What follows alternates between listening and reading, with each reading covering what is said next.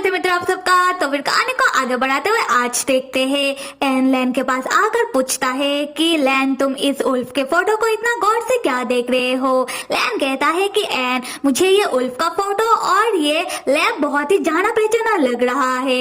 N कहता है कि ये लैब तो फू फैमिली का है। लैन बताता है कि मुझे थोड़ा बहुत याद आ रहा है कि मैं ज़ॉम्बी बना कहा था। एन चौंक कर पूछता है कि कहा।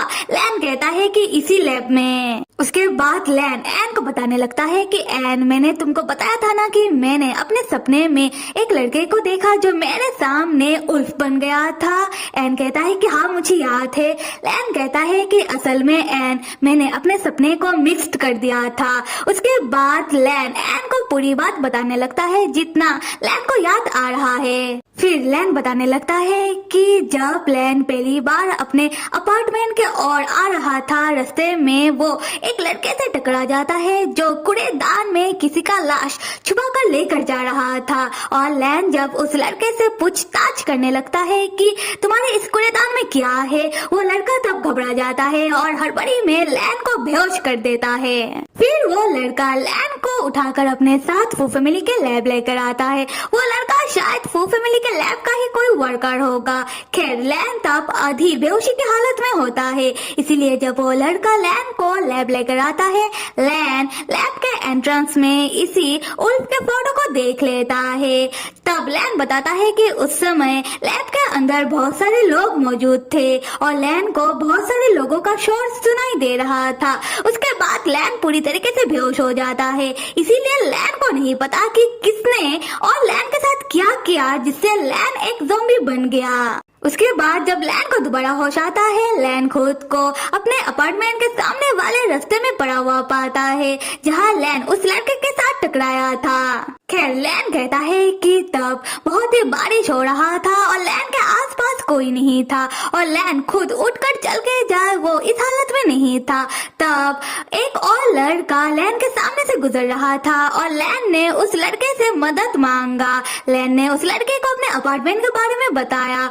उसके बाद लैन दोबारा बेहोश हो जाता है, पर उस लड़के ने लैन का मदद करते हुए लैन को लैन के अपार्टमेंट तक छोड़ दिया था। पर बेहोशी की हालत के कारण लैन को उस लड़के का शक्ल याद नहीं है। और यह सब सुनने के बाद एन कहता है कि जिसने लैन का मदद किया और जिसने लैन को उठाकर उसके अपार्टमेंट तक छोड़ा वो एन ही है। तब एन लैन को नहीं जानता था। उसके बाद एन लैन से अपने क्लासेस में मिला और जब लैन अचानक अपने क्लासेस आना बंद कर दिया था एन लैन का हाल पूछने के लिए लैन के अपार्टमेंट तक इजीली इसलिए जा पाया क्योंकि एन को पहले से ही लैन का अपार्टमेंट का एड्रेस मालूम था। और तब जब एन लैन के अपार्टमेंट जाता है वो पहली बार लैन को ज़ॉम्बी बना हुआ देख लेता है। अब आते हैं बॉस की और बॉस एन के मॉम को बुलाने के लिए जाता है। आने के बाद बॉस एन और लैन को अपने लैब के बारे में बात करता हुआ सुन लेता है। बॉस एन और लैन के पास आकर कहने लगता है कि तुम दोनों मेरे इस लैब के बारे में बात करते हुए बहुत ही परेशान लग रहे हो। पता नहीं क्यों पर मैं तुम दोनों को एक चीज क्लियर कर दूं कि मेरा इस लैब में कोई हाथ नहीं है। हाँ मैं मानता हूँ कि ये लैब मेरे परिवार वालों का है।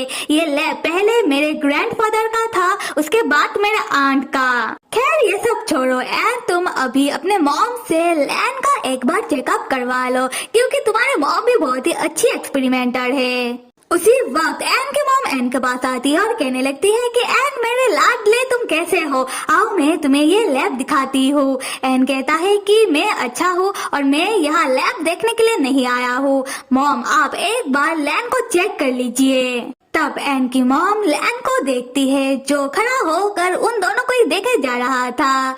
एन की मॉम कहती है कि तो ये है लैन। लैन कहता है कि हाँ मैं ही हूँ। उसके बाद एन की मॉम एन और लैन को एक्सपेरिमेंट रूम लेकर जाती है। फिर हम देखते हैं कि एन की मॉम लैन को एक स्कैन मशीन में लेटने के लिए कहती है। लैन कहता है कि क्या मैं सीधा होकर लेट जाऊँ। एन की मॉम मुस्कुराते हुए कहती है कि तुम्हें जैसे लेटना है तुम ऐसे लेट सकते हो। हाँ फिलहाल तुम सीधा होकर ही लेट जाओ और मैं जल्दी ही तुम्हारी हेल्थ चेकअप कंप्लीट कर लूंगी। कुछ देर बाद एन अपने मॉम से पूछता है कि क्या लगता है आपको। एन की मॉम लैन का हेल्थ कंडीशन देखने के बाद एन को को बताती है कि लैन जिस तरीके से ज़ॉम्बी बना है उसका असर लैन के पूरे शरीर में हुआ है, इसीलिए लैन शरीर से पूरी तरीके से ज़ॉम्बी है।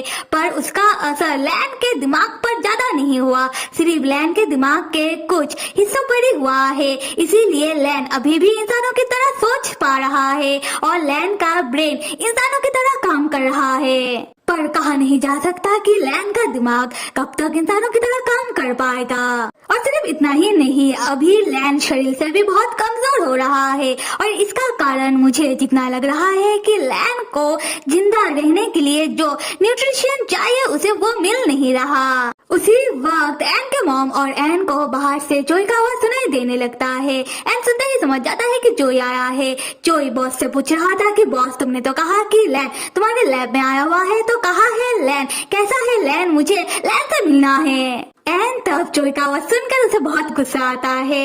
एन तब एक्सपेरिमेंट रूम से बाहर निकलते हुए अपने मॉम से कहता है कि मॉम दरवाजा खोलने की कोई जरूरत नहीं है। एन की मॉम लाइक क्यों भाई। एन कुछ कहने से पहले ही वो कमरे से बाहर आ जाता है, जहाँ एन देखता है कि बॉस जोई से कह रहा था कि जोई तुम जब देखो लैन लैन करते रहते हो, तुम कभी भी मेरे बारे में क्यों नहीं पूछते हो, ऐसा करके तुमने मेरा दिल दुखा दिया। एन तब चिढ़कर जोई से कहता है कि जोई तुम यहाँ क्यों आए हो, लैन यहाँ नहीं है और अगर तुम्हें लैन से मिलना है तो लैन कुछ दिन बाद ही वो दोबारा क्लासेस जाना शुरू कर देगा, तुम एकेडमी में लैन से मिल लेना। जोई तब एन के पास आता हुआ कहता है कि एन तुम यहाँ हो, इसका मतलब लैन भी यहाँ है। एन तुमने मुझसे झूठ क्यों कहा। एन कहता है कि जोई मैंने तुमसे झूठ नहीं कहा, मैं यहाँ मेरी मॉम से मिलने के लिए आया हूँ क्योंकि मेरी मॉम इस लैब में ही काम करती है। जोई कहता है कि एन सामने से हटो, लैन इसी कमरे में है ना, मुझे लैन से मिलना है। एन तब जोई के सामने आकर खड़ा हो जाता है और कहने लगता है कि बिल्कुल नहीं जोई, तुम जहाँ हो वही खड़े रहो, लैन तुमसे मिलना नहीं चाहता। तब जोई शांत होकर एन से कहने लगता है कि क्या लैन मुझसे मिलना नहीं चाहता, पर लैन मुझसे मिलना क्यों नहीं चाहता, मुझे बस एक बार जानना है कि लैन कैसा है, मुझे बस एक बार लैन को देखना है। यहाँ हम एन को देखते हैं जो शांत होने का नाम ही नहीं ले रहा था। एन जोई से कहता है कि लैन बहुत ही अच्छा है, बस लैन तुमसे नहीं मिलना चाहता तो जाओ यहाँ से। तब शोर शराबा सुनकर एन की मॉम एक्सपेरिमेंट रूम का दरवाजा खोलकर बाहर आती है और एन से कहने लगती है कि एन तुम इतना प्यारा सा लड़के के साथ इतना बुरी तरीके से पेश क्यों आ रहे हो। और जोई से कहने लगती है कि क्या तुम यहाँ लैन से मिलने के लिए आए हो, तो आओ अंदर आओ, आकर तुम अपने दोस्त से मिल लो। एन कहता है कि मॉम नहीं। तब हम जोई को देखते हैं जो कमरे के अंदर आते आते दरवाजे के सामने रुक जाता है और हम लैन को भी देखते हैं जो कमरे के अंदर दरवाजे के सामने है पर वॉल के पीछे। लैन तब जोई के सामने नहीं आता क्योंकि लैन नहीं चाहता कि जोई को पता चले लैन की बिगड़ती हुई हालत के बारे में। जोई तब एन की मॉम से कहने लगता है कि नहीं मैं अंदर नहीं आ रहा, अगर लैन मुझसे मिलना नहीं चाहता तो मैं लैन को परेशान करना नहीं चाहता, मैं बस यहाँ ये जानने के लिए आया था कि क्या लैन ठीक है, अगर लैन ठीक है तो मुझे और कुछ नहीं चाहिए, अभी मैं चलता हूँ। अगले सीन में हम देखते हैं कि एन की मॉम और बॉस एन और लैन को लैब के रिसर्च फाइल रूम के अंदर लेकर आते हैं और बॉस एन से कह रहा था कि एन को जो भी जानना है वो इन रिसर्च फाइल वगैरह को देखकर जान सकता है। उसके बाद बॉस को जितना पता है बॉस एन और लैन को बताने लगता है। बॉस कहता है कि फू फैमिली के लैब में पहले से ही जिंदा इंसानों के ऊपर रिसर्च चला आ रहा है किसी चूहे की तरह। और हम एन को देखते हैं जो फाइल वगैरह चेक करने के बाद उसे एक ऐसा फाइल मिलता है जो लैन के कंडीशन के साथ मिलता जुलता है। एन बॉस से कहता है कि मैं इस फाइल को अपने पास रख रहा हूँ। बॉस कहता है कि हाँ भाई रख लो। लैन तब उदास होकर एन से कहने लगता है कि लैन को जितना याद आया लैन ने एन को बता दिया, इससे ज्यादा लैन को कुछ याद नहीं आ रहा। एन कहता है कि कोई बात नहीं, तुम अपने दिमाग में इतना प्रेशर मत डालो और अभी कुछ ही देर में सुबह हो जाएगा, तो चलो लैन हम घर चलते हैं। जाते हुए लैन बॉस से पूछता है कि जोई कहाँ है। बॉस कहता है कि जोई सामने के कमरे में बैठा हुआ है, क्या तुम्हें जोई से मिलना है। लैन कहता है कि नहीं। बॉस कहता है कि मैं कुछ देर बाद ही जोई को उसके घर छोड़ दूंगा। लैन कहता है कि थैंक्स। उसके बाद लैन एन से कहता है कि चलो हम चलते हैं। उसके बाद एन लैन को अपने घर लेकर आता है और घर आते ही एन लैन से पूछने लगता है कि लैन तुम चुई से क्यों नहीं मिले। लैन कहता है कि मैं नहीं चाहता चुई मेरे लिए परेशान हो और ऐसे भी हम दोनों का बहुत पहले ही ब्रेकअप हो चुका है, तो अब मिलने मिलाने का कोई मतलब नहीं बनता। एन कहता है कि फिर भी लैन मैंने देखा है कि तुम दोनों एक दूसरे का कितना फिक्र करते हो।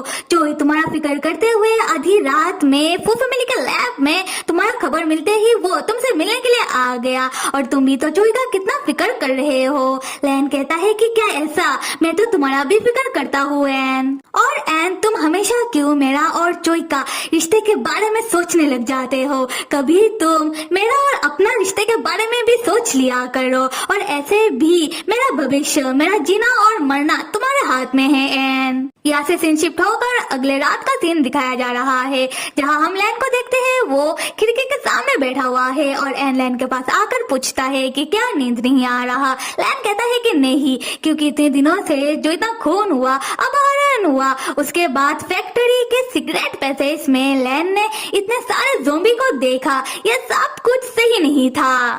तब एन आकर लैन के पास बैठा है और लैन को कहने लगता है कि इन सब का सिलसिला अभी तक थमा नहीं, अब एक ही दिन में और 50 लोगों का अपहरण हो चुका है। ये सुनकर लैन चौंक जाता है और लैन कुछ गहरा सोचने लगता है। उसके बाद लैन एन से कहता है कि लैन को लैन के मॉम की याद आ रहा है। एन लैन से कहता है कि तो फिर इस संडे हम तुम्हारी मॉम से मिलकर आते हैं। लैन कहता है कि हाँ जी, अगर तुम इस बार मेरे घर चलोगे तब मेरी मॉम पहले तुम्हें मार देगी, उसकी बात मुझे, क्योंकि एन तुम्हें तो पता चली गया है कि मेरी मॉम हम दोनों को लेकर क्या सोचती है। एन कहता है कि हाँ मैंने तो ऐसा सोचा ही नहीं।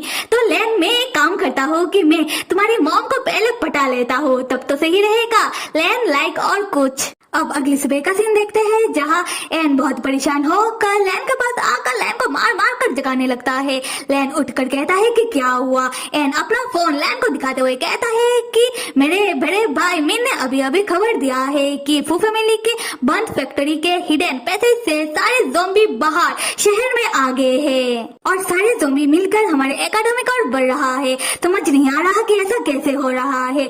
खैर बाद में फोर्स को भी खबर कर दिया जाएगा, पर फोर्स आते आते बहुत ही समय लग जाएगा। उससे पहले ये सारे ज़ोंबी हमारे एकेडमी में अटैक कर देंगे और वहाँ हमारे सारे दोस्त और एकेडमी के बाकी स्टूडेंट मौजूद होंगे। बहुत गड़बड़ हो जाएगा, अभी हम क्या करें। लैन अब उठकर खड़ा होता है और एन से कहने लगता है कि यह सब बॉस की आंट वो औरत करवा रही है और यह सब मेरे वजह से हो रहा है, क्योंकि उस औरत को मैं चाहिए, इसीलिए मैं ही इन सब को रोकूंगा। मैं और किसी भी इंसान को कोई भी खतरे में नहीं पड़ने दे सकता। उसके बाद लैन एन से कहता है कि एन तुम पहले एकेडमी जाकर सारे स्टूडेंट को रोको, किसी को भी एकेडमी के अंदर मत आने देना और सबको अपने अपने घर भेजने की कोशिश करो। उसके बाद लैन जाने लगता है। एन पीछे से अपना जैकेट लैन को देते हुए कहता है कि लैन तुम्हें मेरा जैकेट पसंद है ना। फिर हम लैन को देखते हैं जो लोगों के बिल्डिंग के छत के ऊपर से कूदते हुए भागते हुए जा रहा था और अपने मन में सोच रहा था कि मैं अब किसी को भी ज़ॉम्बी नहीं बनने दूंगा। तो फिर मेरे प्यारे मित्रों, कहानी को आगे देखने के लिए आप सब लाइक, सब्सक्राइब और कमेंट करना तो बिल्कुल भी मत भूलिएगा। Till then stay with me and see you.